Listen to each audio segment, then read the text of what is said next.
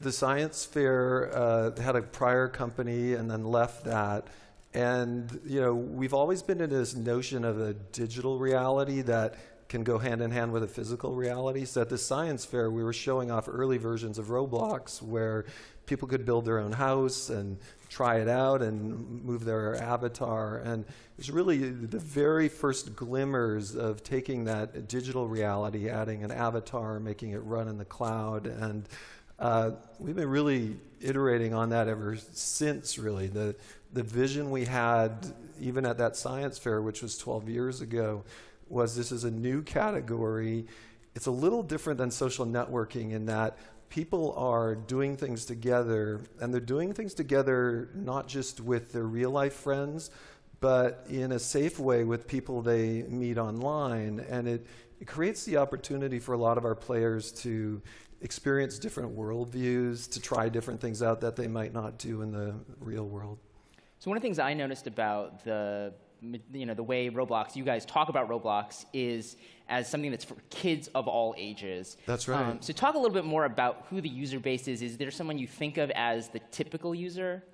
Our typical user base tends to cluster more in the 6 through 16 type segment. But we believe ultimately this category covers all ages. Our product's a little focused and specialized right now on that age group.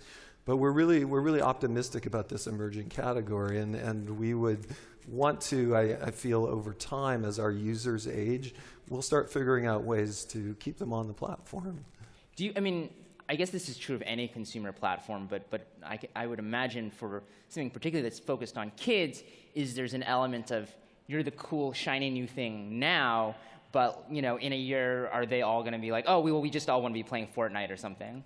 That's right. We've seen a lot of resilience to our vision and our business model in that because we're platform makers and tool makers, we get to push a little into the background. And there's millions and millions of new experiences coming up on our platform, almost like a YouTube type environment.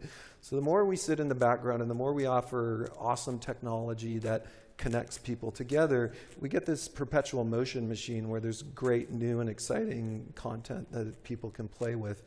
What makes Roblox extra interesting is there's a bit of a viral loop from the content. The better the content gets, the more fun it gets, the more people that come to play, the more the content machine starts to go. But it couples with a social networking type viral loop where content's getting viral, and then people are bringing their friends to play in that content. So we have this elegant mixing of kind of a YouTube content viral loop and a social network viral loop. So when you see whether that's a social platform or a gaming platform or something that combines, increasingly they're sort of combined, sort of taking off, do you start to worry like, oh, are they going to start? Like, is this something that's going to be bad for us, or do you feel like there's room for a lot of these different systems? I feel there's a lot of, we try not to worry as much as think big about what the vision is, but I do feel what we're working on and starting to experiment with and what our vision is, it's not necessarily new. The things we're involved with have been in sci-fi for the last 30 years, and there's popular movies, whether it's Ready Player One or The Matrix, that touches on a digital reality, some of them dystopian, I would add. We're really more optimistic about the category and that we see our players really in an interesting and savvy way mixing their physical and digital life. So I do feel there's a lot of people starting to think about this and touch around the edges of this category. That's interesting because you were telling me backstage that you were interviewing the author of Ready Player One, which is definitely one of those more sort of dystopian views That's right. of virtual reality. So what are some of the signs that you see that this is actually something that's enabling people to interact with the real world? Yeah, we see, starting at one of the core things we see is because everyone on Roblox gets so inspired to be part of that creator community. We see millions and millions of our players, whether it's being artists or being designers or being coders or game producers or running groups, almost kind of being inspired to accelerate their education. And our developer community, which has over 2 million people creating this, is just really chock full of kind of very optimistic people who want to take on careers in coding or things like that. I'm also really optimistic about the civility that we're seeing on the platform, and that sometimes when we say this is a training ground for life, we have an example of maybe someone doesn't learn that they might get ripped off until they go to the real world and someone steals their money in a store. But if they can experience that in a graceful, gentle way when they're 12 years old and not in a bullying way, they can create kind of a savviness towards real life. So it's not just learning and having fun. There's a lot of life skills stuff that we see happening too. So you mentioned civility, and yeah. I mean, I think it's always a little unfair to focus on like one incident, but Yeah. there was a story recently about a player who, as I understand it, basically there was sort of these other avatars who kind of mimed essentially a Yep. gang rape. Can you just tell us a little bit more about what happened there? Yeah, so that was most unfortunate. And that was, we had a bad actor who was able to essentially find a little exploit in our server and upload some code to a server and create a little, I guess, modification to our virtual environment. And we think dozens of people were affected. We fixed the exploit, banned the bad actor. But I think for us, it highlights both the challenge and the opportunity, and this kind of powerful new category, in that there's always bad actors. And one of the most exciting thing for a young and up-and-coming, a certain subset of Roblox players is try to hack the system in some way. At the same time, there's a huge opportunity to provide this civil space where people learn a lot in a really safe way, and especially when we're approaching 1 billion hours of interaction a month, figuring out what the technology is, what the people are needed to do that. We feel it's a big opportunity actually to make these environments civil. So you said, civility is a huge priority for you. You fixed that specific issue. Yeah. I guess particularly if I'm a parent, I would imagine that even if I think that's a remote possibility, I'm going to be very uncomfortable with my child using this platform. I mean, what can you say to them to sort of make them think that that's not going to happen? I think that's fair. I mean, that's what I would expect if I was a parent. I feel over time, just like books have now become accepted as a really educational and powerful and safe way for people to learn, I think we're in a new phase here, and there will be a time when digital reality mixes with physical reality, and people will understand that this is 100 times safer than the real world. But we're kind of in a new phase where we have to earn that really respect from the parents. So I put the burden on us really to prove that. So going back to the discussion about the creators, as I understand, so you've got like 4 million, I think, people have created different experiences, some multiple of 4 million experience, like tens of millions of experiences, if I remember correctly. Yeah. And as I understand, also they're actually making money, right?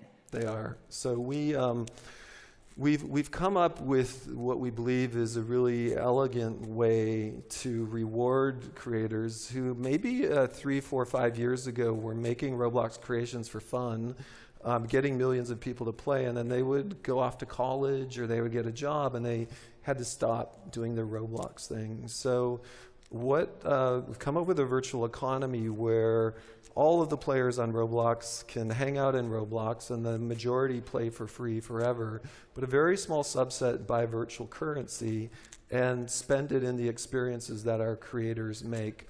Our creators have become very savvy at making virtual experiences that are fun, that don't require money, but have kind of a fun way. Like in work at a pizza restaurant, you can buy like a motor scooter, and a very small subset buy that. That virtual currency, then those developers are able to turn that back into cash and really sometimes start to fund a lifestyle or a studio. With the top creators now are creating companies with 5 or 10 people. We're going to give back $70 million to that community this year, with some of the creators making over $5 million. So yeah, this partnership of them creating more immersive content is really working for us. Do you think that then another sign of the success of the platform will be if there are games that come out that like sort of explode out of Roblox and they have nothing, like no one talks about them as a Roblox game, it's just oh, they play this game and it just happens to be created on Roblox. I think that's exactly right. It's consistent with the theme that we fade into the background. It would be very consistent with a top YouTube streamer where you don't think YouTube, you could say, I want to go watch that video or that creation.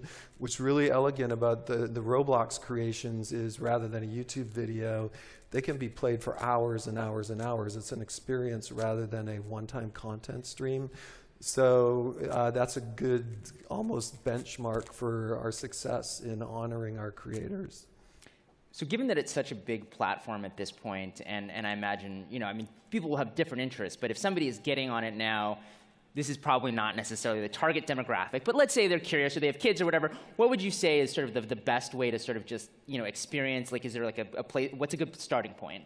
Well, first off, just for all the entrepreneurs here, if we're doing our job well, that should all happen automatically. So part of our job should be randomly pick up your phone or your tablet, your computer, your console, and just, even without any friends, have a great experience. We'll find the right places for you. We'll help you find people to chat with, maybe help you find your friends.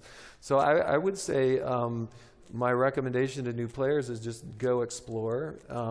You can see the depth of the content by rather than just taking what we might put in front of you, like a YouTube or a Netflix, you can do a deep search. So if you do a deep search for space colony, you'll find many space colony simulations, or Taj Mahal, you'll find. So there's a little bit of that element of, go look for something that you might like. So last question, 5 years from now, what does Roblox look like? When we started the company over 10 years ago, we had this vision of this new category, and we kind of, in this last round with working with these great new investors, we used a slide that's very similar to that 10 years ago. I'm hoping in 5 years, it's a little bit more of our vision where the quality of the experiences is better, everything's better. Civility, quality of the experiences. Our 13-year-olds are still playing when they're 18. And some of our creators are creating much bigger enterprises. And there's probably a whole new cadre of what I would call really leaders for a new digital physical age that have come from the platform. David, thank you very much for joining us. Thank you.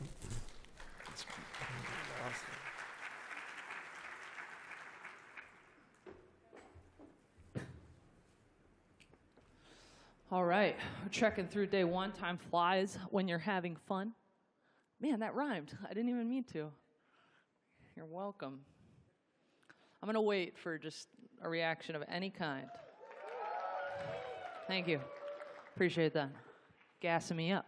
All right, our next guest, I can't tell you how many times in posts we're talking about regulatory hurdles with startups. And our next guest has the inside scoop on all of that because she is the head of the SEC here in San Francisco. So with that, please welcome to the stage Gina Choi and your moderator, Connie Loizos. Big round of applause.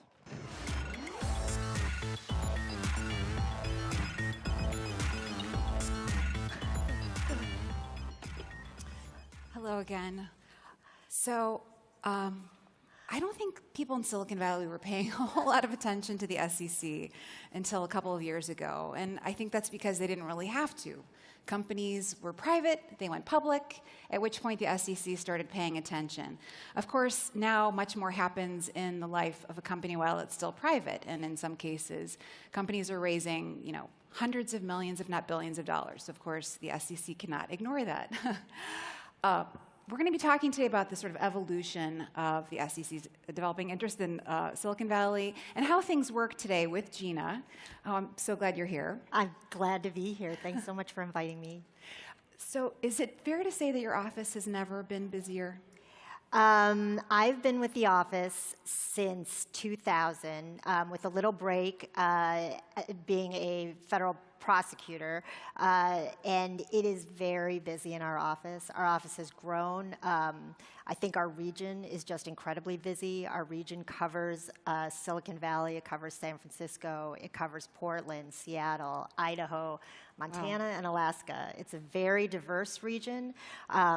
We could, all our resources could go into Silicon Valley on its own, but it is incredibly busy. How many people are working for the agency? For the, and your for the agency, so the SEC, as you know, is an agency based in Washington, D.C. It has 11 regional offices. The San Francisco office has generally been smaller to mid-size office, so 4,500 people work for the SEC across the nation. In San Francisco, we have a headcount of about 130. Of those 130, half of our professionals work in enforcement, which is probably what most of you all are familiar with what we do. That's the more public side of what we do. Half of the office works in examinations, and that is kind of an inspections role, almost like an audit role over, as you can imagine, financial services is a highly regulated industry, so we regulate broker-dealers, investment advisors, investment companies, and our examiners have great expertise in kind of going out and learning more about the industry, making sure that they are living up to their regulatory requirements, and then the enforcement side of what we do is investigating violations of the federal securities laws. Okay, and sometimes that's easier than others, I would guess. Very famously, Elon Musk, maybe 3 weeks ago now, tweeted that he was taking Tesla private, said funding was secured. In retrospect, maybe not such a great idea. Can you tell us anything about where that investigation is? I can't. I can't tell you anything about any particular investigation in our office, and I can't confirm or deny the existence of investigations that are in our office. I can say that we are very diligent about covering the issuers in our region, and some of the more high-profile issuers in our region, we try to stay on top of that, but that's about all I can say. Are you seeing more CEOs, though, sort of using social media to communicate with their shareholders, their employees, and is that a terrible idea? I wouldn't say it's a terrible idea. I do think that that is something that we all are on top of. I think we're all experiencing that just as members, as citizens of this country. I think that people are communicating in different ways. A lot of what we investigate is the way that companies communicate with the public and their shareholders. We're on top of that. I feel like our regulatory regime, our laws, even though they were, most of our laws were instituted in the 1930s and 1940. Those are when those acts were passed by Congress. Even though they were kind of created then, I think that those principles, we have a system that we can rely on, and I think that those principles are very strong and that they apply to the communications that exist today, and I think they're flexible that way. So I think that when executives, when individuals use different forms of communication, I think that we don't have a problem with that unless they are violating the federal securities laws. I think that communication has developed even over the time that I've been at the SEC, and that probably dates me, but I think that there was a series of cases, enforcement actions that came out of our office that involved fax blasts, where they were communications that were sent by fax. I think that at one point, just email was revolutionary and the idea of that form of communication. So now we have social media, and that's just par for the course. It's just kind of moving on. But it's still immediate. I don't know if this is too broad a question, but are false statements enough to prove fraud, or does it have to be sort of like an accompanying scheme? I think that generally, if you look at our statutes, most of our statutes, when you talk about fraud, you're talking about a state of mind. You're talking about a mens rea. We call it scienter. You have to do something with intentionality. And so the idea of just making a misstatement doesn't necessarily rise to the level of fraud. I think that's what makes our investigation so challenging. I think the idea of trying to understand what's in people's heads can be very difficult. But I think that we try to do a good job of putting that together. I think that's why email was so revolutionary at one time, because a lot of times you're chronicling your thoughts in your emails and sending them to some place where you don't think anyone's going to discover that. So a lot of our evidence comes in that way. A lot of our evidence comes in through maybe discussions that you had, or maybe it's circumstantial evidence. But when you ask, can a misstatement, I think that can be the first step to fraud. But generally, when we talk about fraud, the F word, I think we are talking about a state of mind that's a little bit higher than that. Well, I don't know what Elizabeth Holmes' state of mind was, but another famous case of yours was around Theranos Holmes being the co-founder and CEO, and the longtime president, Sunny Balwani. You filed massive fraud charges against them back in March, and I think people in Silicon Valley sort of cheered that decision, but I think they also wondered a little bit why that took so long.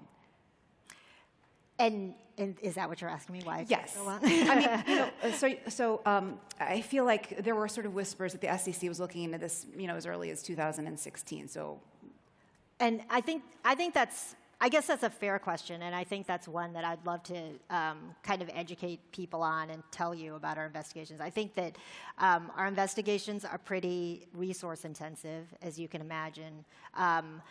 The facts that we develop, they're of a higher standard than, I don't know, like a journalist would develop, and you can understand why that is. A journalist writes a story, and that's what it is. It's a story that people read. When we speak, we have to file a document in court, and we are going to be held to the standard to be able to prove the things in that document by a preponderance of the evidence. We need to go into court, and we need to be able to prove it, and that's one of our big stakeholders is the court system. So the idea that we might know it, we might think that we can allege this, we actually need to have admissible evidence in order to move to that level.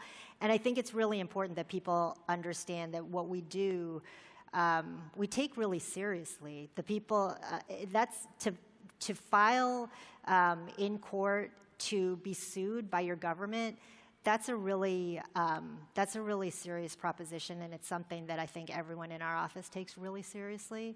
So the idea that we're collecting evidence, I think it would trouble, and there's always that tension, and I think you kind of allude to it, this idea, oh, well, it must be a fraud, you should be acting very quickly. We do believe in swift enforcement action. I think in order to really deter conduct, to deter bad conduct, it needs to happen close in time. Any parent knows this, any pet owner probably knows this. In order to really deter bad conduct, I think it has to happen close in time, but then there is that tension of what can you prove.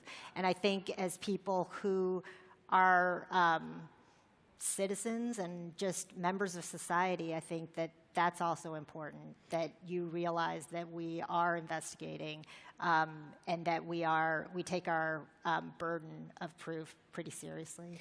in this case, the Wall Street Journal had done an amazing job investigating the story and sort of talking about where things may have gone off the rails, which I'm sure was helpful to you. I'm just wondering how much of your sort of work comes from sort of picking up things in the press, how you get other tips. I know the SEC has a whistleblower program. I don't know if those things sort of find their way to you. They do. I think that I'm glad you brought up the whistleblower program. When it comes to different investigations, they have many routes. A lot of times, we will, people in our office are very attuned to what is happening, and so they are kind of making sure that we're on top of what's in the press, and that can be a source. Another source is our whistleblower program. I think that the whistleblower program has existed really in the state it's in since 2010 with the change in the law. And I think that we have incentivized people to come and tell us about potential federal securities laws violation. I don't think it'll surprise anybody in this audience to know that the most number of whistleblower complaints come from the state of California. And I think that that can be a very fruitful source of where potential securities laws violations. I think that's been a bit of a game changer for us. But I also think that having the whistleblower program there has also incentivized companies and executives to kind of come forward and self-report. That is another large source of our investigations. I go out and speak all the time and talk to people about the advantage of self-reporting, of cooperating with your regulator, of letting us know about potential violations. And I think that that's another way.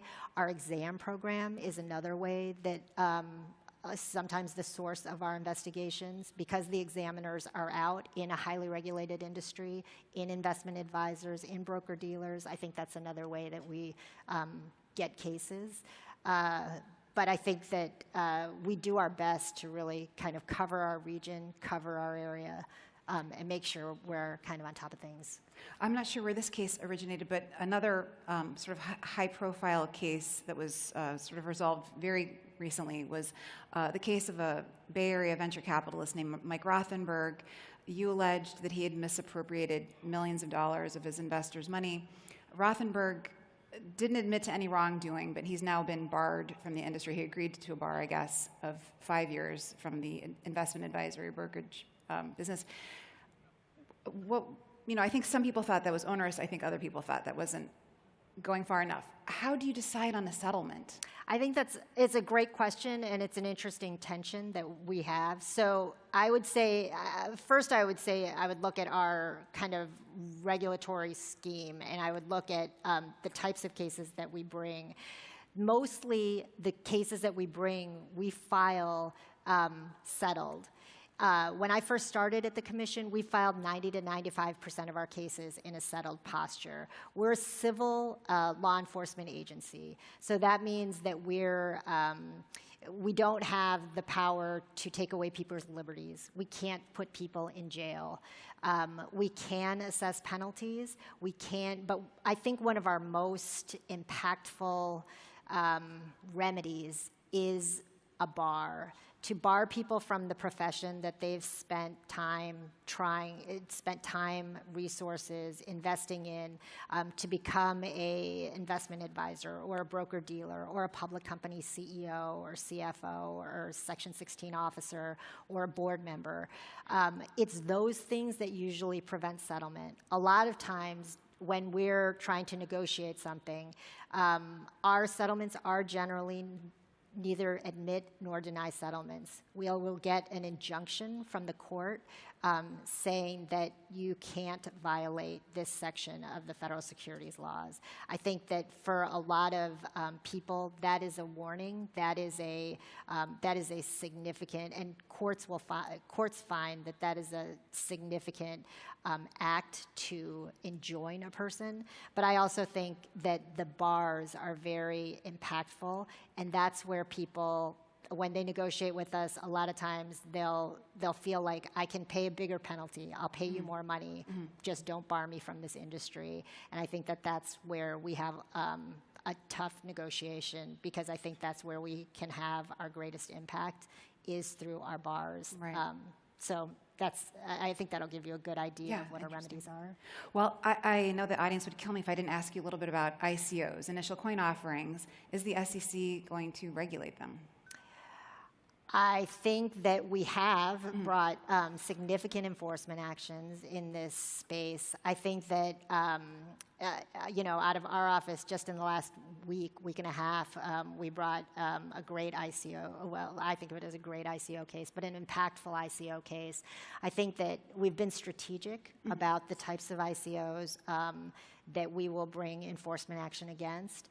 I think some of what you're seeing, I saw your last panel, a little bit of your last panel about ICOs, and it's interesting to me that some people are not considering that as effective a capital formation instrument as maybe they had even a year ago. I think that what's been great, I think, in this space is we have a chairman, I think, Jay Clayton, who is formerly a capital markets lawyer, and I actually think that he's kind of the perfect person to assess what's been going on in that ICO space. I think that Bill Hinman, our head of corporation finance, also is very thoughtful about this area, and I think that it's one where we've taken a lot of. It's just been in the news a lot, and I know that my colleague, Valerie Stepanek, is talking about that on another stage, but I do think it's an area that we've approached very thoughtfully. If you go to our website, sec.gov, I know that the chairman and Bill Hinman just spoke recently about kind of how they assess ICOs as well as. Well, I was interested. I saw something he said in April. So my understanding at the beginning of the year, I mean, I do think the SEC's had very much of a chilling effect. But it sounded like they were going to be, or you were going to be regulating all sort of tokens as securities. And then Bill Hinman came out and said, we can sort of see some of them as utility tokens as they were sort of designed to be. And then we have, these sort of tokenized securities on the other hand. So, I mean, I feel like that's still not terribly clear. Will that become clear over time? Or I don't know that it's not clear. Okay. I think if you look at the Hinman speech in June, I think it's pretty clear what he's saying, that there is an, I guess I would hesitate to say that it's really any sort of standard that Bill's really set forth, but more the idea of that it all roots back to Howey, the Howey test of what an investment contract is and what a security is under the federal securities laws, and that's really that's a court decision, a Supreme Court decision. But I think the idea that a lot of these, if this is really an enterprise, that you're not really kind of involved in the, if you're kind of a passive investor in this space and you have an expectation of profit, I think that it's pretty clear that those are securities, and I think that most of the ICOs that we've seen. Right, most people are sort of counting on them rising in value. So, but speaking of Jay Clayton, so you've got ICOs and cryptocurrencies. You have, run-of-the-mill fraud. And then the week before last, I think, he said that the agency is much more interested in letting private investors access private deals. Or what did I just say? Main Street sort of investors access private deals. That's a lot. Before you go, can you just sort of maybe tell us what the priority is there and how you sort of... I do. I think that's also a speech that's on the website that I encourage you, if you're interested in this space, to read and access. That was a speech that he gave in Nashville just like 10 days ago, as I think you were referring to. I think the idea that that there has been a decline in IPOs, I think we kind of all acknowledge that. I think the reasons for it, are debatable. But I think that this is an area that he feels very strongly.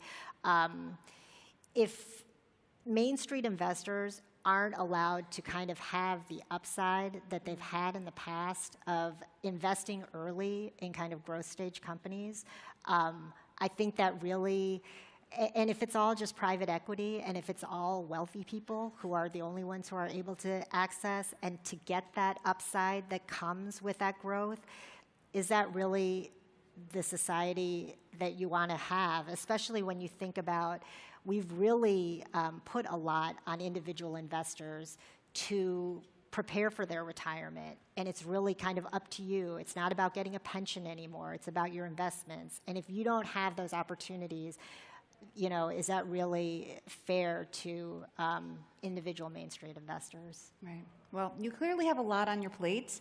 I thank you for coming. I hope we can do this again. Oh, thanks so much, Connie. Thanks a lot.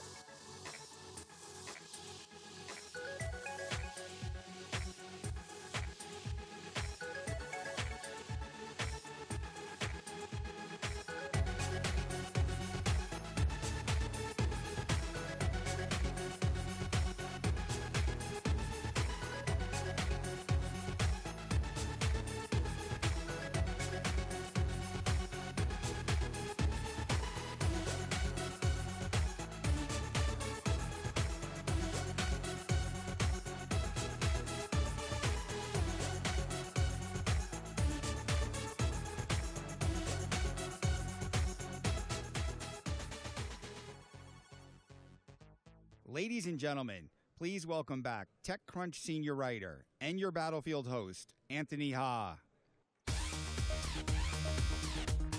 Hello and welcome back to the Startup Battlefield. This is session 2. I assume most of you are familiar with how this works at this point, but just as a quick refresher, we'll have 5 companies present for 6 minutes, 6 minutes of Q&A.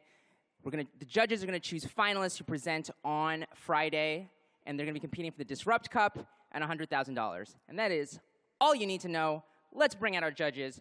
First up, we have Vinita Agarwala. She's a physician, scientist, and partner at GV. She's currently also a medical resident at Stanford. Next, we have Sarah Cannon, a partner at Index Ventures, investing in consumer businesses, previously a policy advisor for the National Economic Council during the Obama administration. Next up, we have Bob Kocher. Bob Kocher is an MD and a partner at Venrock, who focuses on healthcare IT and services investments. He's also a co-founder at Lyra Health. Next, we have Peter Pham, co-founder at Science, an incubator that's co-building companies in Santa Monica. It also has a $76 million fund.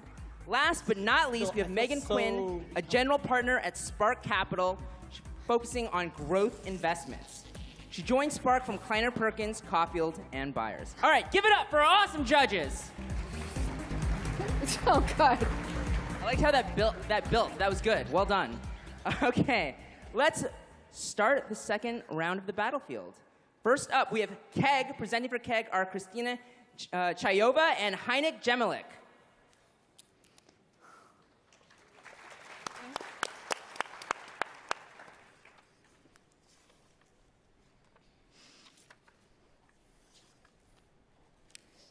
Hello, my name is Christina, and I'm going to present KEG. Cool. Sex. We all love it. And it's fun, and sometimes we forget that its primary function is for us to procreate. And while we love sex, it's not really fun to get pregnant when you don't want to. And also, when you are trying to get pregnant and you simply can't, that's very painful.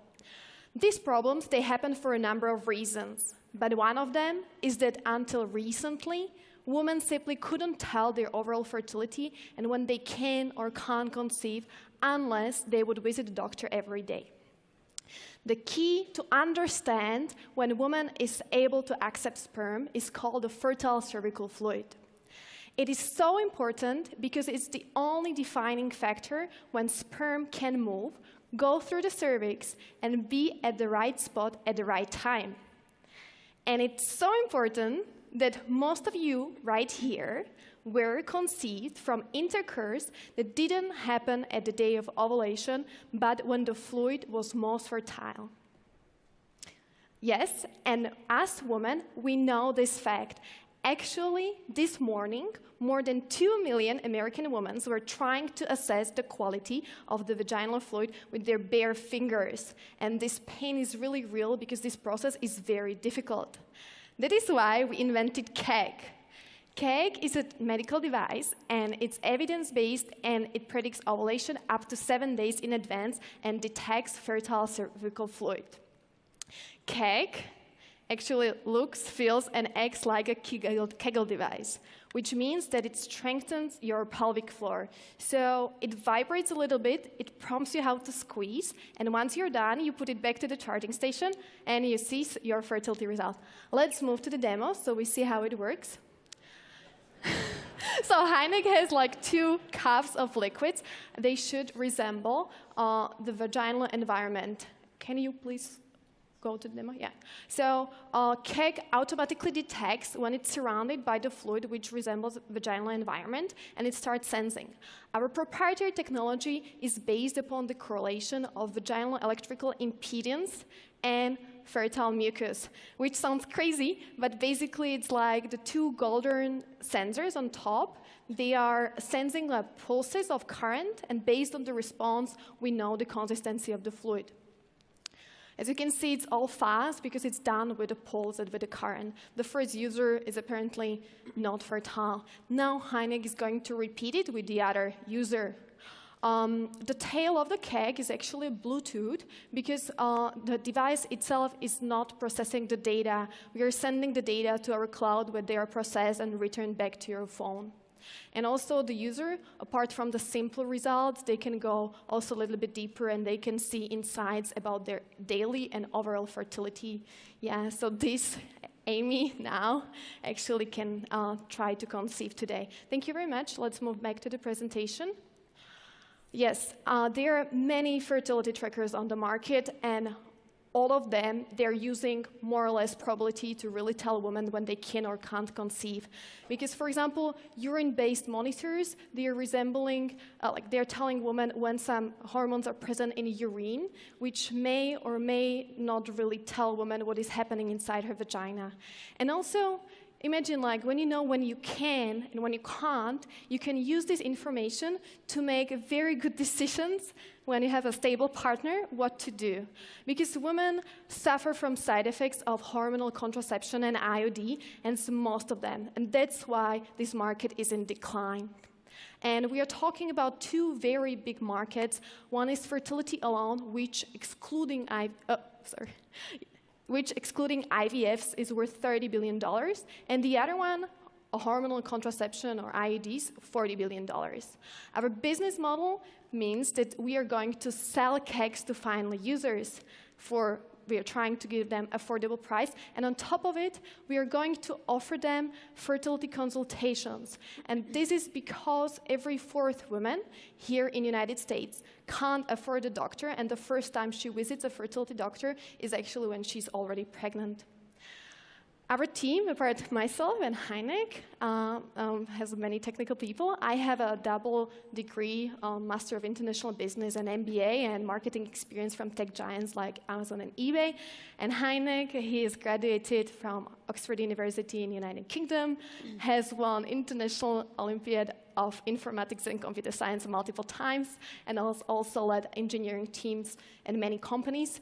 And also, we are proud to have on our advisory board Dr. Bruno Struhl, who really pioneered the technology that we are using for obstetrical devices 20 years ago, and also Dr. Aleš Burek, who is on a seat of European Health for Preventive Healthcare and is interested how we can use our insight for preventive healthcare.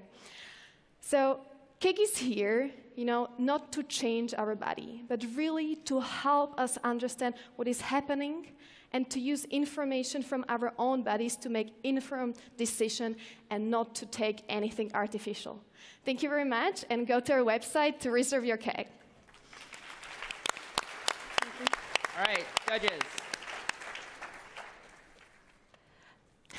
I'll say that was certainly the most innovative demo that I've seen. So kudos for that. My question is around accuracy. So the costs of being wrong about this particular information are high. So how accurate is the information you get as a result of the product? Okay, so we are FDA Class 1 device, and we are using electrolyte method. That's what the device is based on, which has been given by multiple studies to be accurate more than 98%. As a FDA Class 1 device, we only can be a fertility tracker. So fertility tracker is a first step for us, and eventually we will go the FDA digital path to be something else and also be able to claim, yes, you can really rely on us as a contraceptive device. So, is this already in the hands of customers? I mean, do you have real data around efficacy and so forth? Yes, we have women that are using our device, which we know, which we don't know. We also selected women that we don't know from our waiting list. And so far, everyone is very, very happy, which you can imagine why, because many women are actually forced to do it with their fingers now. So if you give them a device that is accurate, so it's like very good user experience for them. And how do you think you're going to find your consumers? That's a very good question. So I was talking that we already know, according to data from App Annie, how many women are inserting this vaginal data into the apps, and it's 2 million already. And the Google searches for how to make this automated are crazy high, like it's more than Apple Watch. So the initial users that we got, they were just organic. Like in 2 weeks, which we started testing for the TechCrunch, we got 4,000 people that wanted the device already. So the first market, those users that are already struggling, will be very fast. Eventually, we will probably grow by word of mouth mainly, but also by attaining additional claims that we can make. What's the cost of goods? I can answer this question on the backstage. Our users are watching. Yes. Compared to a cycle tracker, what proportion of kind of outcome variability can be explained by data that you can measure? Can you repeat? I couldn't hear. Most people use cycle trackers, Yes. and that explains some proportion of their ability to conceive Yes. in a particular cycle. Yes. What fraction of that ability to conceive can you actually capture? Yes, very good question. So most of the fertility trackers which are now on the market, so what they do, they're either assessing hormones, which are present in the urine, or they are trying to use a lot of probability. So you have to put in the algorithm like, okay, like her past cycle was 28 or 30, and that's how they try to predict. Why women do it now with fingers is because everyone struggles with understanding when is the first day when I can get pregnant. So, and these devices, when they're based on probability, it's very difficult for them to understand it. You probably heard about apps that went wrong and so on, because you really need the accuracy from the day one. Day one is actually the most difficult to assess for these devices. Did I answer a question? Yeah, do you have any idea of, I guess, in a population that's struggling, like you said, the women who are interested in this device, how likely are you to actually help them conceive? How do you know that their problem is a lack of measurement versus something else? Okay, so when you look at the studies that are telling women, like when a woman is tracking it now with hands, when she's tracking it, the fluid with hands, she's four times more likely to conceive within the first 3 months. So if you have a device that is even more accurate, at least 4 times or more. Yes. Can you ask technology Heineck so he can respond to something? On the COGS thing, I'm thinking about margin. So have you tested any online advertising? What do you think the customer acquisition cost is? And do you still have margin available? Yes, we did. So that's why I'm talking about these 4,000 women, because we had some organic traffic before, but one of our investors is actually an advertising agency. We spent $700, and that's how we got 4,000 people already listed on, because the first market is really absolutely underserved, and the women are super motivated. So it's very simple for us to get like first customers. And then you would add on top of that a subscription product for fertility consultation, sounds like? So this was idea of our testers, because when we did feedback sessions with them, what they enjoyed was that they had access to a doctor. And I realized that for them, it was so expensive really to really get some information from doctor before. So we decided to offer this on top of the device. Not everyone has to sign up, but the women really, really want it. But we can't offer it for free because it comes with a cost. What can you do beyond fertility if you're capturing cervical samples? What are the next medical applications? What are next? So, like, cervical fluid is kind of, it contains a lot of information. With our FDA class, we can only claim fertile days, but basically it contains the information and also risk factors about, for example, cervical cancer, like when you're approaching menopause, when you have, even the risk of early labor, and so on. So many other applications, which we may or may not. It really depends on the business and what the strategy will be. But this is the possibilities there are a lot, yeah. How frequently do you need to use it for it to be effective? Yes, so we have to stick for what we have to say according to FDA. So yes, you have to use it at least 10 days a cycle, yeah, especially throughout the fertile window. And I can tell you more on the backstage. Does it have to be trained to an individual woman's data, or can you use a generic training sample? Yeah, so this is actually very unique about our device, contrast to comparison. If you're tracking body basal temperature, you have to compare it to previous cycle other women. But with us, we can actually sense the presence of electrolytes in the mucus on the particular day, so we can give advice and information from day one. All right, one more round of applause for Kay.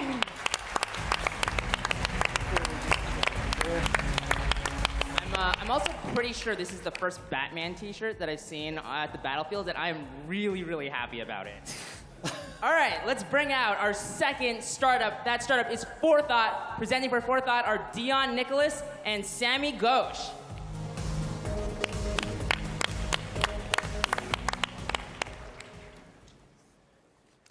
Today, we can access almost all the knowledge on the internet in an instant by simply Googling it. However, in closed knowledge networks like the workplace, finding information is still a horrible experience. Instead of focusing on doing what they're actually good at, employees are forced to sift through generic wikis, cluttered Google Drives, and countless messages from teammates to get their questions answered.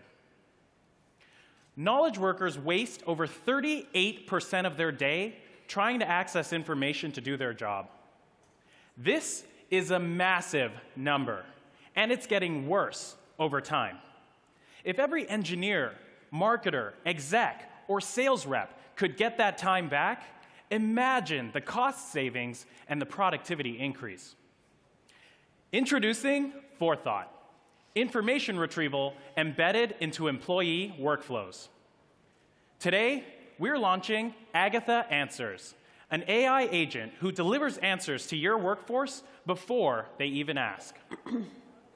Our first application, customer support, integrates with your favorite help desk to supercharge your support team. Agatha indexes any data source within your enterprise and safely hosts it in our secure cloud environment. Using a proprietary deep neural network architecture, Agatha truly understands the facts contained in your knowledge sources and immediately helps your support agents whenever a customer has a question. Let's show you how it works. Move to demo, please. Mixpanel is an analytics company that uses Agatha Answers with Zendesk. Let's imagine I'm a customer support agent at Mixpanel, and this is my queue of tickets in Zendesk. I open up this ticket. The customer asked a complicated question about identity management and anonymous events. I see that Agatha proactively left a private comment containing a suggested answer. Her reading comprehension model automatically extracted the few sentences that answered this complex question by mining knowledge from hundreds of thousands of documents, and even highlighted the main part of the answer for me. In this case, the suggested answer was buried in the knowledge base inside a paragraph from this article. I can use the answer directly, or I can modify it.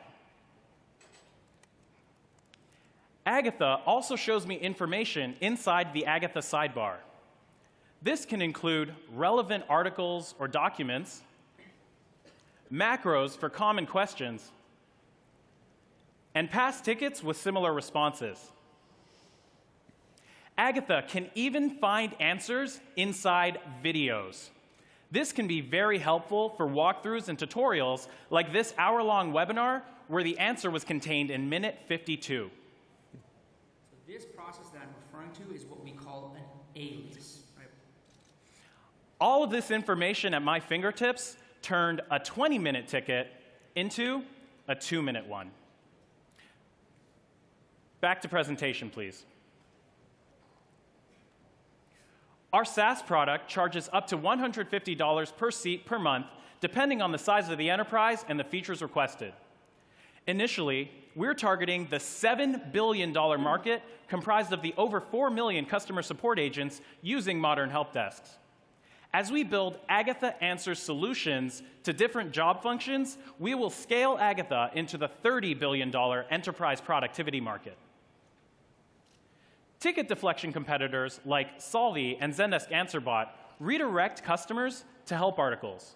This is easy and automated, but requires very simple questions, decreasing customer satisfaction for most customers who simply want a human. Template-based competitors like Digital Genius and AnswerIQ match questions to canned responses. This makes agents more effective, but requires manual creation of these templates. They take over 6 weeks to deploy and can't answer complicated or unexpected questions. Agatha automatically extracts answers to complex questions. The model achieves human accuracy on reading comprehension benchmarks, transfers across new customers, and deploys in 6 hours, not 6 weeks. We launched our private beta 4 months ago. We now have 7 paid pilot customers representing over $350K in deal value, the first of which have already converted to annual contracts. Agatha has indexed over 10 million documents, increased agent productivity by 30%, and saved over 20 years of customer wait time. Our team consists of published machine learning researchers and international award-winning engineers from these companies and institutions like Harvard and the University of Waterloo. Our chief commercial officer was a 15-year veteran in enterprise search, previously director of technology at companies that ultimately achieved billion-dollar exits. Today, Forethought is launching Agatha Answers for Customer Support. If you want to optimize the workflow for your support agents and save your customers decades of wait time, sign up for a custom demo at www.forethought.ai/disrupt. Thank you. All right, judges, who's going to kick it off? Can you give a little more background about yourself? Yeah, I can tell a little bit about the team's history. So I'm University of Waterloo grad. Sammy is from Harvard. Did his undergrad and master's in computer science and his thesis in unsupervised text classification. I've worked at places, as mentioned, like Facebook, Palantir, Dropbox, and Pure Storage, and published machine learning papers in my undergrad. It's super cool. I can see it being really, really useful. How does it learn so quickly? Yeah. Excuse me. How does it learn? You said you could launch it in 6 hours and have it working. That's amazing. Thank you. So how do you do that? There's a few main components in our IP there that allow us to do that. Part of it is that we've built a large-scale distributed indexing engine. Distributed, so things happen faster. Allows us to index millions of documents and process them while we're indexing them in a way that we can then retrieve things pretty fast. In addition, our models and algorithms, a lot of them just train really fast. That's one component. Another component is that the ones that don't train really fast are still pretty fast. They train within a day, but we actually don't need to retrain them because they leverage properties of language and the way that people lay out information and ask their questions and construct answers to those questions. So that's pretty consistent across domains, whether we're talking about driverless cars or stock investing or whatever else. Who's your target? This is really, really cool. And I understand starting with customer support, but I think it could be applicable to sales automation or even, frankly, internal Q&A and operations. Is there a way that a client or customer of yours can train, edit, correct, add to the knowledge base if something is missing or if there's a macro that they want to roll out that's new or instill into the team? That's a good question. So we also provide our own support to our customers, especially right now that's actually been the early founding team. We haven't found that to be a problem. We actually do detect ourselves if there are redundant questions with redundant answers that do not correspond to macros right now, and we actually recommend creating a macro for them. So that's one area where we can intervene and kind of fill in knowledge gaps with public documentation. Other than that, there's always going to be questions that can't be answered with public documentation. So we do pretty well there as well. Who's your target customer? Is it a small business that can't have an IT team, or is it a large business with power Agatha users? So we're targeting mid to large-sized businesses. A lot of the companies we mentioned earlier have hundreds of support agents and thousands of employees. And so, we believe this knowledge problem gets worse as you scale up. And so the biggest customers actually have a lot of the pain that we help solve. So we're starting in the mid-market and potentially going up from there. Related to that, can you talk us through a little bit of your pricing? Because $1,800 a year sounds like a lot per seat. So how did you get to that price? Have you had any pushback from customers? And then how do you plan to kind of sell that to people? Yeah, definitely. So within our pilots and our early customers, we found that we were able to decrease time to resolution on tickets by up to 30%. And so if you imagine your customer support agent salary is around $60K, 30% of that, say, $18K per year, we said, hey, take a tenth of that. So the ROI was 10x still what we were able to provide. And that was actually the pricing we proposed to a lot of our early pilots and customers. Of that, you talked about some of your average deal size. What is the average deal size? So within the first 7, average deal size is $50K ACV. So around 30, 50 agents. But we're actually seeing some teams that have over 100, over 150 agents, and that deal size is well over 150, 180K type deal. But the average deal size is 50K. That's pretty good for just out of the gates. The demo that you showed was an email interface, it looked like. Do you enable the same sorts of functionality in a chat-based interface? Great question. We are working on chat right now. It actually highlights our AI in a better way. We're pretty good at question answering, and what we do is embedded into employee workflows, so we try to be good at understanding the context of what's going on and showing information based on that. So chat is a great application. Yeah, it seems like you could almost reduce the human intervention even more by suggesting the answer in the chat box and the person just presses return. Yeah, we want to empower the agents to be great at their job, and whatever helps with that. If it means reducing how much they have to think or just like look for information, then we want to do that. In the demo, it looked like the user was labeling the question with various tags. Is that a key part of how Agatha learns, or is that bonus? Yeah, I can take that. So it's not part of how it learns to answer questions, although we have done some research into that, and it could be. But it's an additional kind of feature that is useful when you're trying to understand what people are asking about. So it could inform even product decisions, or at the very least, knowledge gaps in the documentation or things like that. What % of the questions can Agatha answer today? Where was that 3 months ago, and where will that be in 3 months? Answer just in numbers. Very quickly. What percent? About 80% of the time it's useful. Probably over 40% of the time you can just take it right away. Ballpark guess. Okay. All right, give it up for Forethought. All right, let's bring out our next startup, Elevian. Presenting for Elevian is Mark Allen. Come on out.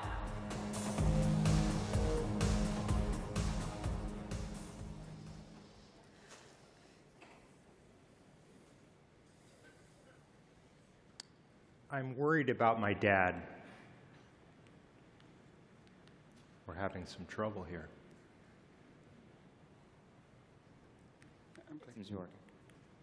There we are.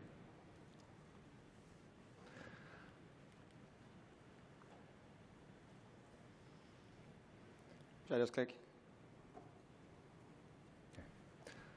I'm worried about my dad. He's almost 80, and his heart is failing.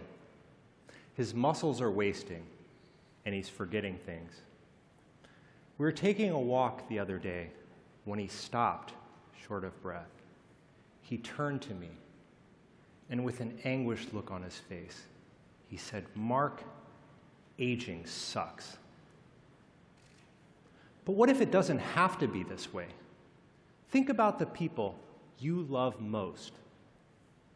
What if you were able to gift them more time, living vibrant and healthy lives? Elevian may have a way. We're a team of Harvard scientists, drug development veterans, and serial entrepreneurs. Based on our founders' discoveries, we're developing new medicines that have the potential to restore regenerative capacity. Regenerative capacity is our body's natural ability to heal itself, which is incredibly powerful when we're young, but deteriorates as we age. The crucial question is, how do we restore regenerative capacity? One fascinating way is with young blood. You may have heard of our research.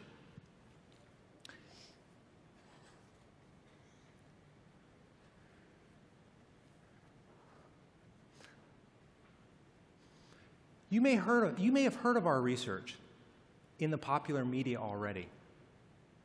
As crazy as this sounds, it really works. Using a model called parabiosis, our scientific founders combined the circulatory systems of an old and a young mouse. after 30 days of exposure to young blood, the old mouse, by many measures, grew biologically younger. It experienced a regeneration across many tissues and organs. What if we could package up the goodness that's in young blood and turn that into a medicine? Let me introduce you to GDF11. By replenishing a single natural circulating factor in young blood, the old mice are regenerated across just about every tissue and organ.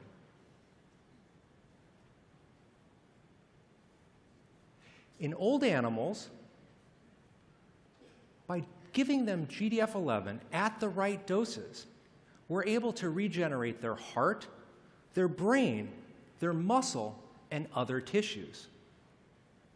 Studies have shown that GDF11 can therapeutically treat heart disease, Alzheimer's, stroke, diabetes, kidney failure, lung disease, and breast cancer.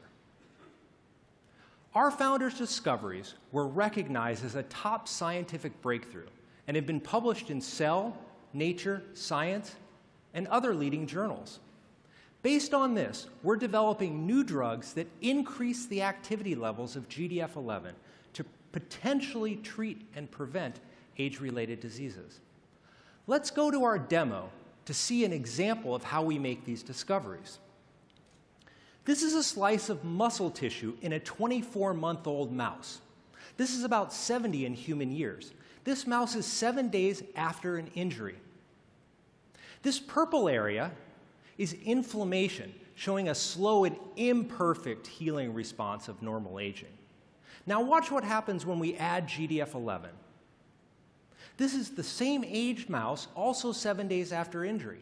If you were a muscle biologist, you'd be blown away that the inflammation is almost gone, replaced almost entirely with healthy, regenerating muscle tissue. This was published in Science, where we also demonstrated the mechanism of repair. GDF11 activates muscle stem cells, which repair the damaged tissue. Back to the slides.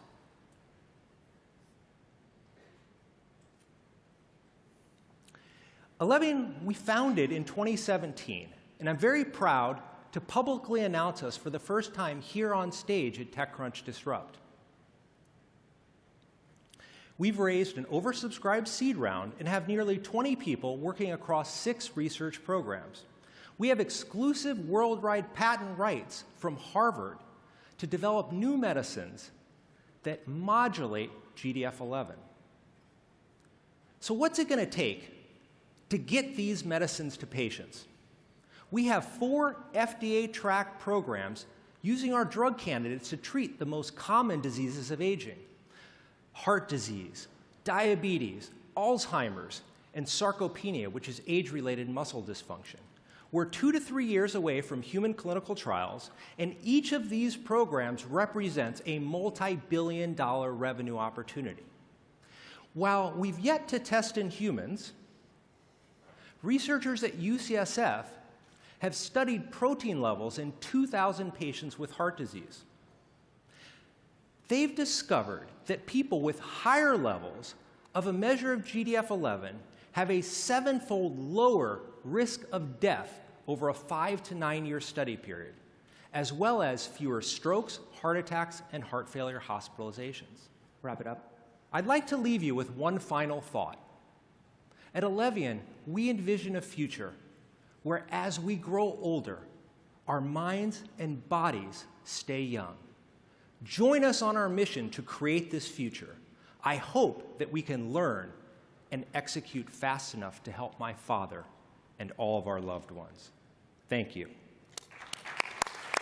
All right, so I don't have to have actually literally him next to me giving me blood? It is not like the TV show? Is it a pill? What do you kind of imagine it? You can finally end that, Peter. Sign me up. It was more exciting when it was actually. Yeah, I thought I could take this and become like Wolverine. Yeah. How does this work? ingestible pill? Our first generation therapeutic will be an injectable. Right? How often do you need to inject this thing? Well, so GDF11 wild type itself has a short half-life. So that we expect you'd have to inject subcutaneously once a day. We're already working on next generation therapeutics that we could inject less frequently as well as oral medications. And in the animals, you see only after 30 days of those daily injections that you get these remodeling effects in whether it's the brain or the heart and so on. So it might not be that you have to do it continuously. You might do it for a burst. And what did the mice end up dying of? We sacrificed the mice. So we have not done... Because you're not going to have Alzheimer's, coronary disease, type 2 diabetes, and muscle wasting, but something happens. And does this cause cancers or liver failure, or what actually happens after we replete GD11 in people or mice? So we need to do studies where we allow the mice to live over periods of time and study whether they get cancers over time. So all that we know to date, we haven't seen any signs of cancer, and the only report in the literature is a tumor suppressive effect in a very virulent form of breast cancer. How did GDF11 get to the tissues that you want it to get to? So it's a circulating protein. So it finds its way to the tissues through the blood supply, which touches everything. So when you're pursuing 4 different development paths for 4 different indications, is it the exact same protocol? Yeah, so we need to figure that out in humans.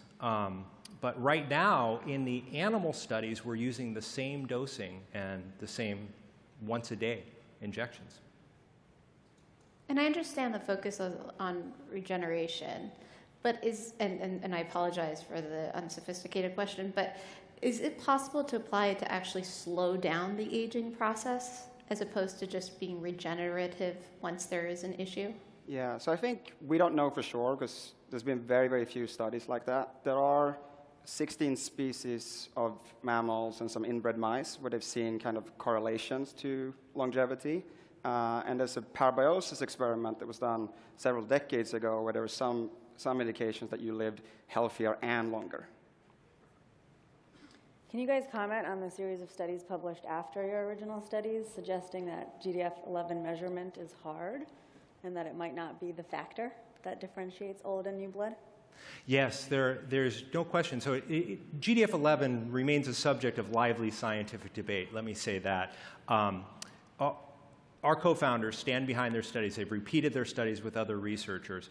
So there are open questions. One of them is, what is the age-related direction of GDF11? So we now know, using mass spec, that GDF11 total levels are constant with age.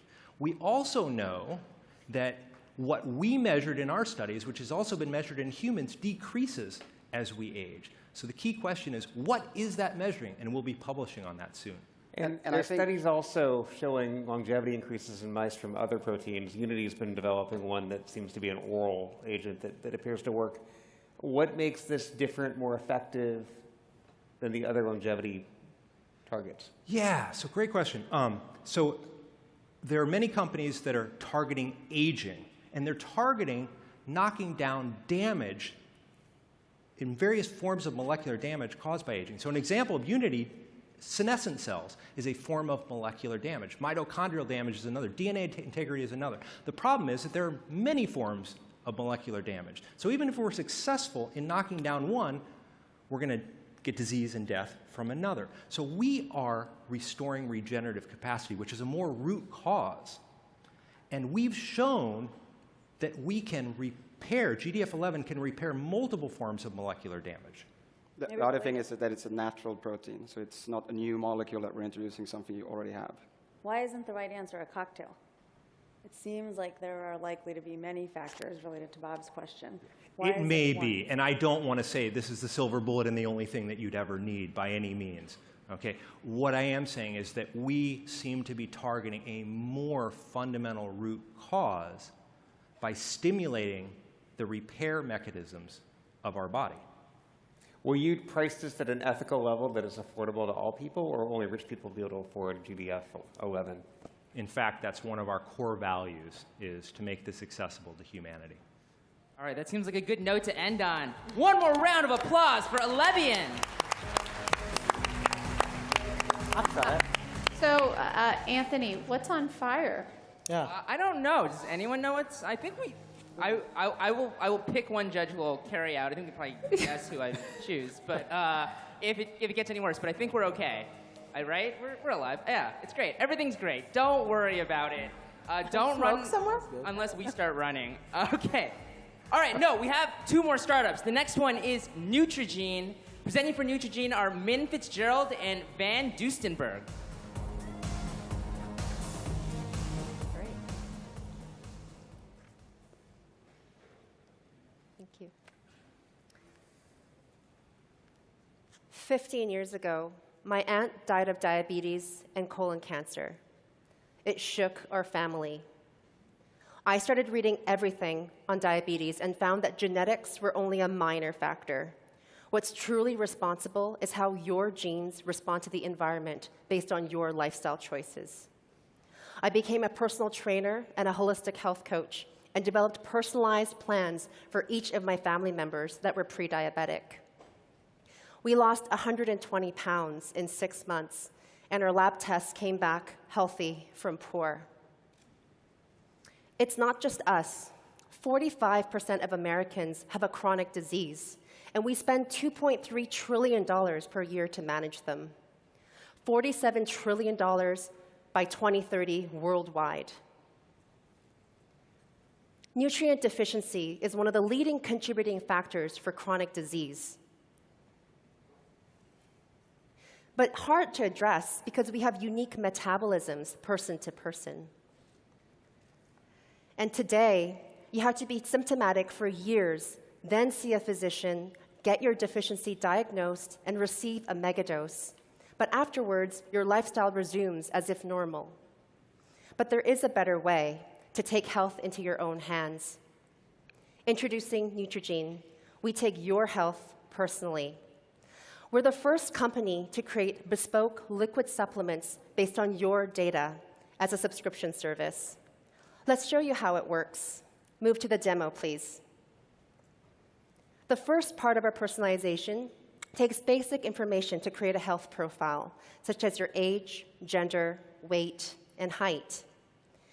As verified by my co-founder, Dr. Van Dustenberg, PhD from Stanford and researcher from the National Institute of Health, our personalization is based on decades of peer-reviewed research that shows personalization treatment using BMI, genetics, and gut biome is more effective. You can upload your HIPAA-compliant data to our server, so lab data, genetics, as well as blood work. And we create your bespoke liquid supplement. So this is what you get in the mail.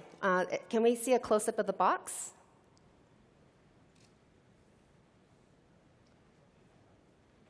Great. Back to the demo, please.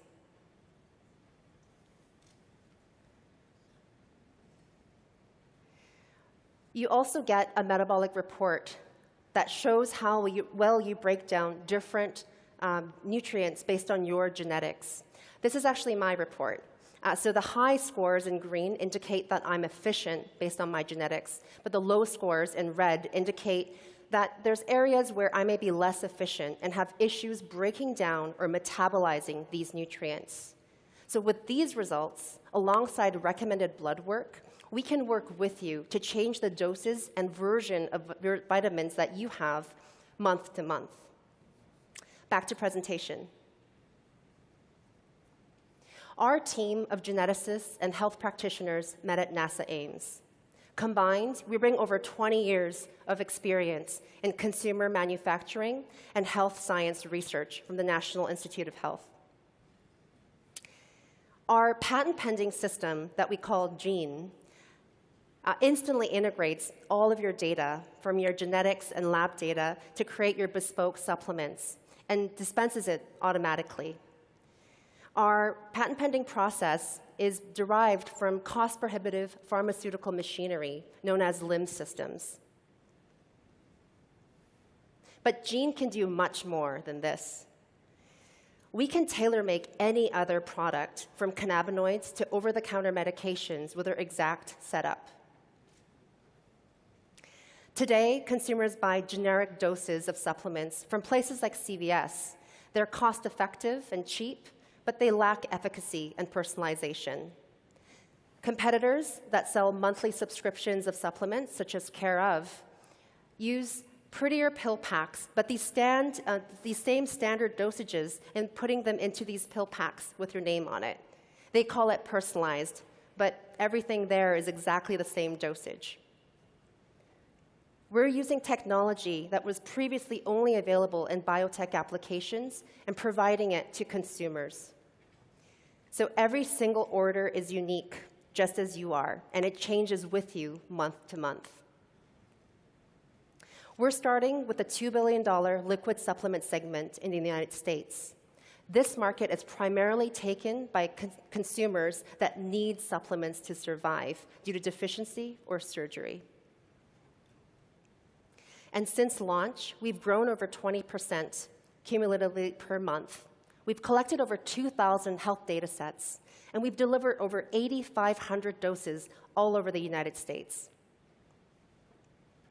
Customers spend, on average, $125 per order, and 65% of them stay with us after feeling the effects within the first 2 weeks.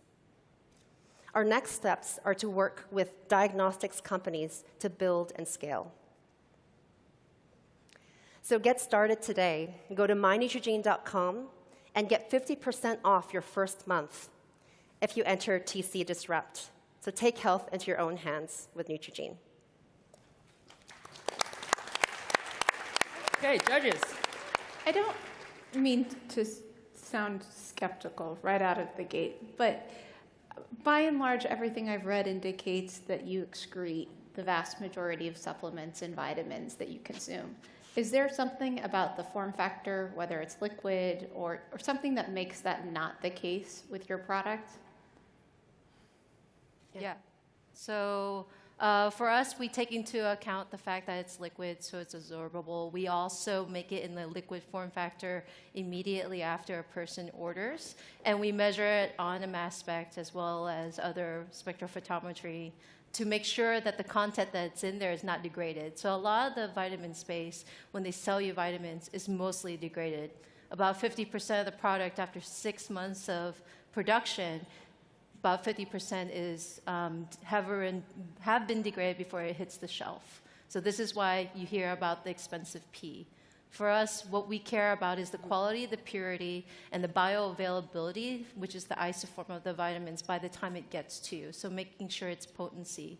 We also care about the data associated with it, i.e. blood work, to make sure that the efficacy is being shown through your blood work and it's improving your nutrient deficiency. So I'll grant you that patients do have deficiency and that they need supplements. Mm-hmm. But I'd posit that, I'd humbly posit that in most of our primary care clinics, I only prescribe in an already personalized way. I only give folate to patients who have folate deficiency. I only give B12 to patients who have B12 deficiency. Vitamin D, the same is already true. Why is this more personalized than treatment based on a blood level of the nutrient? Yeah. Which is status quo. Great question. Functional practitioners actually come to us asking for a service like this in terms of liquid form factor as one, and two, combining different elements of vitamins that work together in concert. So what I've heard through other practitioners that typically prescribe people vitamins is a mega dose, so 50,000 IUs or 10,000 IUs of vitamin D. What we provide is actually lower dosages, and in conjunction with vitamin K, calcium, to actually work in concert to effectively give you the right level of vitamin D in your serum. So for us, what we're looking for is not this overdosing of vitamins. We prescribe not only the different dosages, but the formulations is put more care into to make sure people are actually improving for a long term, not just the immediate term. Can we talk a little bit about the unit costs of the box? So you said your average order value is $125. How much does it cost to create that to send, both in terms of what they need, the information they need to give up front, you need to gather that, and then the actual manufacturing? Yeah, that's a great question. So we actually developed our own system in-house as a way to personalize at scale. So currently our margins are about 40% higher than industry average for consumer product verticals. What is it? We can talk more offline, yeah, at the backstage. Super happy to margins. That's all I care about. discuss it. But yeah, for us, that we made sure that we wanted to bake in the costs of it. So that includes all labor, shipping, actual production, the raw materials, and yeah, running the equipment and everything to get it out the door. And why do you say $125 AOV? Is it very? It ranges. So actually, what I wanted to mention is the subscriptions start at $99 a month. But it varies depending on that personalized package that the individual ends up getting. And did I read right? So you have a 35% churn? Yeah. Yeah. Why? Yeah, why so high? The churn is actually still stabilizing quite a bit. So we've only launched at the start of the year. What we found is we started getting subscribers at about March because we didn't have that set up yet. And so the churn is actually the vast majority of it happened between the January and March timeframe when we actually didn't have that in place. So to go back to get unsubscribed people to subscribe is more challenging than starting with a subscription service. Because you mentioned the retention was 65% after 2 weeks. What about the people that you had in March? Like how many of them are still subscribers? More than 80%. Yeah. So it's 81%. You led off with the premise that nutritional deficiency is a contributor to chronic diseases. Mm-hmm. Which are the diseases that you believe you'll influence with this program, and why? Yeah, so actually a very interesting market that came to us is, for instance, the bariatric patient population. There's over 200,000 surgeries that occur every year for bariatric patients, and it is also these patients actually require supplementation to survive post-surgery. And also the liquid and absorption is important factors because they can no longer take the solids. So we're starting to work with more niche demographics, such as that population. You know, I take the quiz, I send in my 23andMe and blood work? Yes, you can do all of those things. Yeah. But what do you need? Yeah, what do I need? Oh, what do you need? Yeah. So at base, you can actually go through that personalization process, that health profile, with information you have. So BMI, lifestyle characteristics, whether you smoke, and then you augment it. And how many combos do you have right now? How many combinations? So we have different, we actually have unlimited types of SKUs. Like we have not shipped a single unique order, or I'm sorry, ununique order. Every order has been unique. Anthony, I have to ask one question that everyone wants to know. Okay, make it real quick. What does it taste like? Yes. Yeah. I have that written down. What does it taste like? That's a great question. So actually, the more deficient you are, we've gotten feedback saying it tastes better. And then as you become less deficient, it tastes a little bit worse. But we don't add any sugars or fillers to it, just a small amount of citrus extract. So it tastes slightly citrusy, but it's pretty potent. It's like a tonic. All right, give it up for Neutrogena. Okay, we have one final company presenting. This is our wildcard startup. What that means is they were chosen from the Startup Alley, and they found out they were presenting, I believe, about 24 hours ago. So they've had to put things together very quickly. So be kind, be generous. And this company is Origami Labs, presenting our Kevin Wong and Marcus Lang Shea.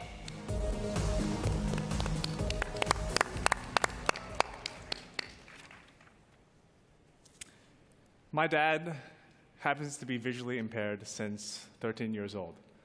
He's been an inspiration to me every single day, from the way he breaks through social barriers to how he's dedicated his life to helping others like him. But as talented as he is, it's always been hard for him to use smartphones because they're touch-based, screen-based devices. And that's why at Origami Labs, we've created Ori, a ring that turns your hand literally into a smartphone. Now, the design process is funny. We started out creating a device that meted the needs of visually impaired people, but in fact created something that benefits a much broader audience. Ori is a ring that sends sound as a vibration that passes through your finger directly into your ear so only a single user can hear. It picks up your voice with a microphone on the ring and is connected with voice assistants like Siri, Google Assistant, and Alexa. Now, with our custom software, Ori can not only take and make a call, but send, read out text messages, as well as do translation, amongst much, much more. Now, what is it like to use Ori? Well, like they say, hearing is believing. So Marcus and I are going to run a really quick live demo. Please start the demo. So as you can see here, there's 2 phones, Marcus and my phone. And we're going to do 2 quick demos, so a audio and mic demo with the voice assistant, as well as sending a text message. Now, note that because we're using bone conduction, the audio can only be heard by a single user, Marcus, but he won't be looking at his phone, so there's no cheating. So now Marcus is going to use Ori to answer a difficult question first. So how about a difficult math question? So what is 46 times 32? What's 46 times 32? And now you can see the answer on the screen. Marcus, what's the answer? 1,472. Great. OK, so through his finger, he was able to hear the answer. Now let's do a little bit something more complex. Let's say Marcus is running late for that investor meeting, and he has to tell me that he's running late. So he just clicks a button, touches his ear, and says, send a WhatsApp to Kevin saying, I'm running 5 minutes late. And that's typed out, and now this audio interface is working through his finger. All he has to say is, send it. And now, through the magic of the internet, that will send to my phone on the left side, hopefully just about now. OK. Yes. The message, I think, should be received on my phone sometime if the Wi-Fi is connected. Great.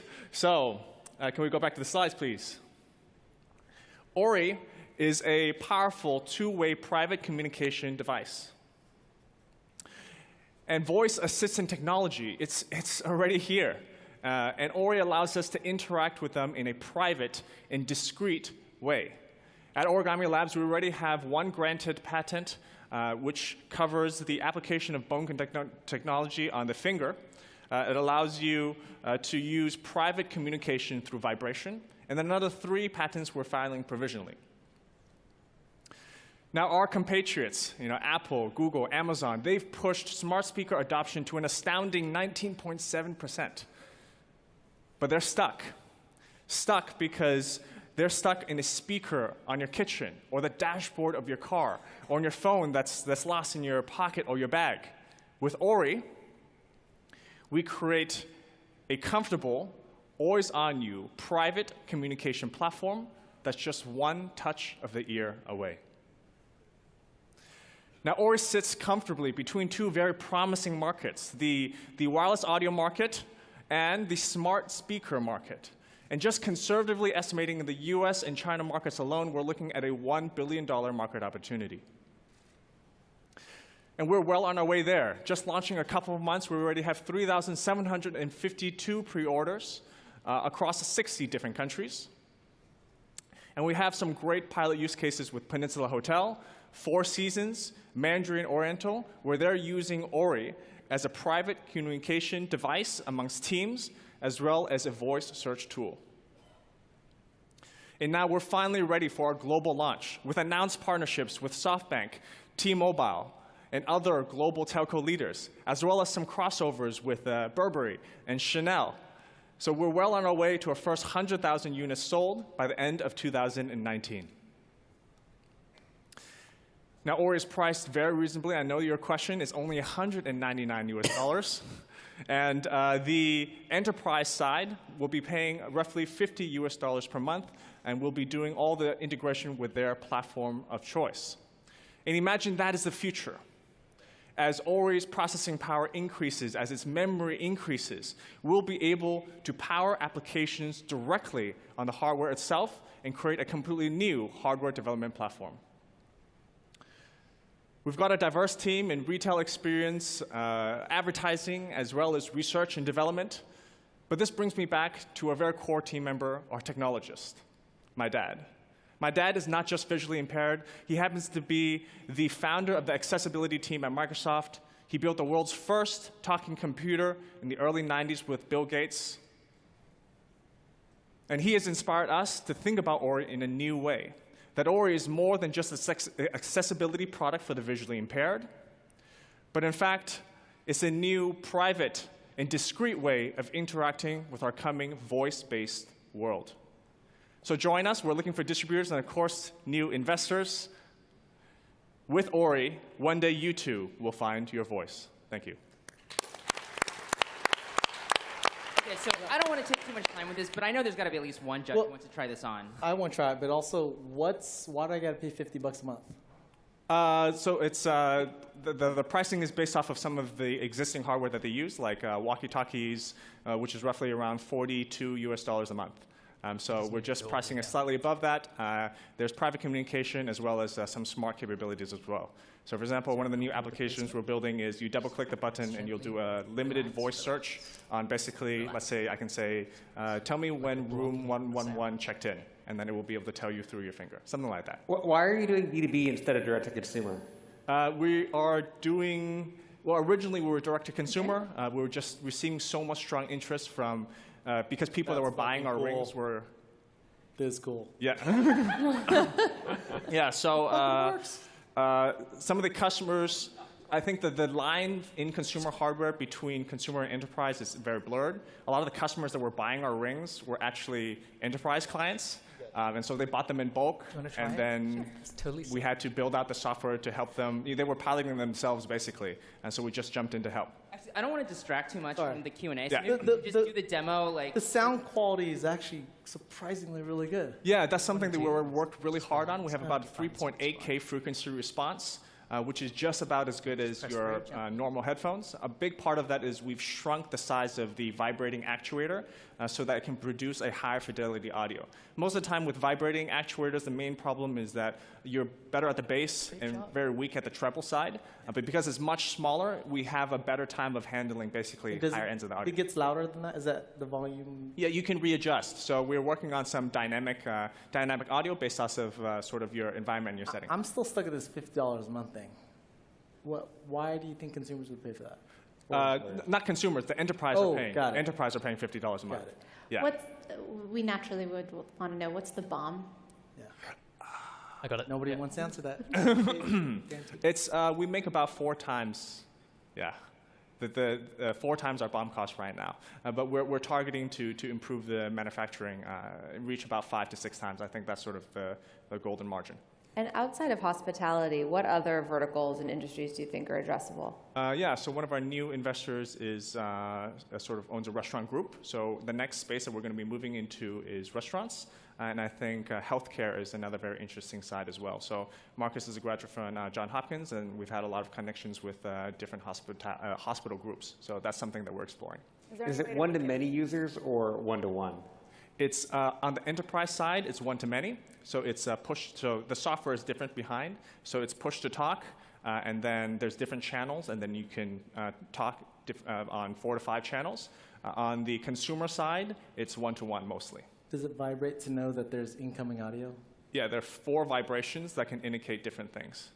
Is there any path to making it more hands-free, or having to use your hand less for the duration of the conversation? Yeah, so we think of this device as the master of the 10-second interaction. So it's, for quick communication purposes. It's not meant to, I think as a wearable, you need to think about how you fit in the ecosystem and not about replacing things. And so for now, that's what we're doing. But we're working on some pretty cool new products that help solve that problem. So we'd love to show you. Battery life? Right now, it's 1 hour and a half direct talk time and 48 hours standby. You mentioned the pre-sales. Do you have actual product in market? If not, when's that happening? We have product in market in Hong Kong, Taiwan, and now Japan is launching in October. What were the things you learned from your first launch? firmware, I think just the range of the different kinds of phones was more than we anticipated. So originally we did a very mathematical approach, which was we supported like 95% of phones that are out there, and we thought, that's pretty good. But no, yeah.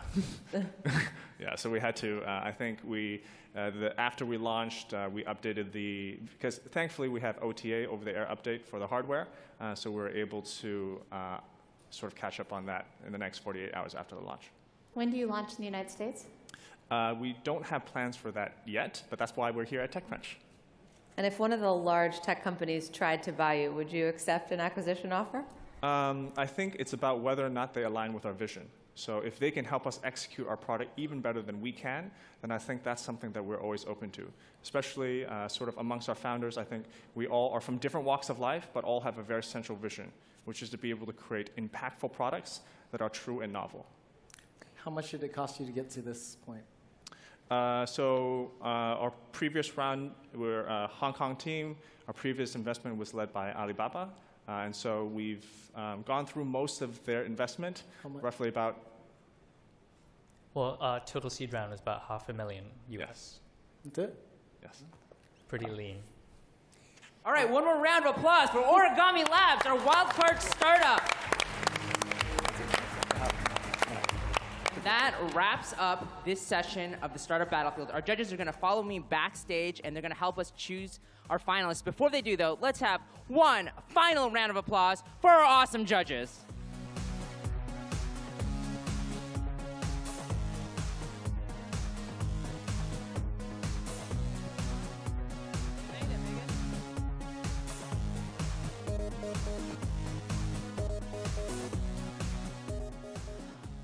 All right, guys, thank you for a wonderful day one. I had a lot of fun with you guys. Do you guys have fun as you exit quickly? Yeah, cool. Thank you. We're getting there. On Friday, you guys are going to be like, whoa, yeah! Okay, we have an amazing day tomorrow, including Priscilla Chan, Dara Khosrow-Shahi, yes, I can say his name, and Reid Hoffman. Doors open at 8:30. I can't wait to see you tomorrow. Okay? Have a good one.